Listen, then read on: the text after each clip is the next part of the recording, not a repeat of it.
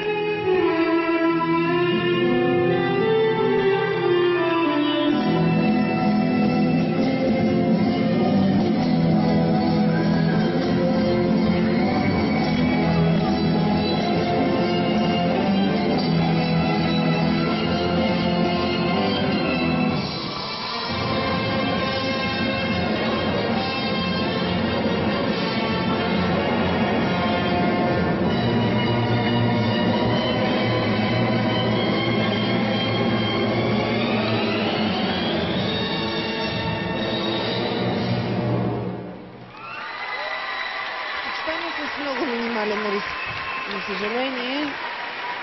Да, в сравнение с това, което видяхме риск дотук. губи, риск спечели. Аз обаче съм привърженик на това. Нека да се играе рискована, хубава гимнастика. Радвам се, че Иляна има смелост да покаже такова сложно съчетание, защото в крайна сметка това е българската гимнастика. Съжалявам за тази грешка. Но има време. Това въобще не е краят на света. Това е само едно състезание. Състезание по пътя. До тук състезанието беше прекрасно за българките.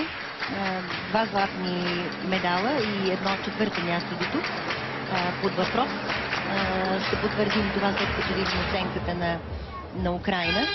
Но за Украйна какво? Чудесен материал за работа. Хубави, високи, стройни, добре тренирани гимнастички и нещо, което малко не достига по отношение на хореография, струва ми се, и на плътност на съчетанията като трудност. Точно така. Малко повече трудност, малко повече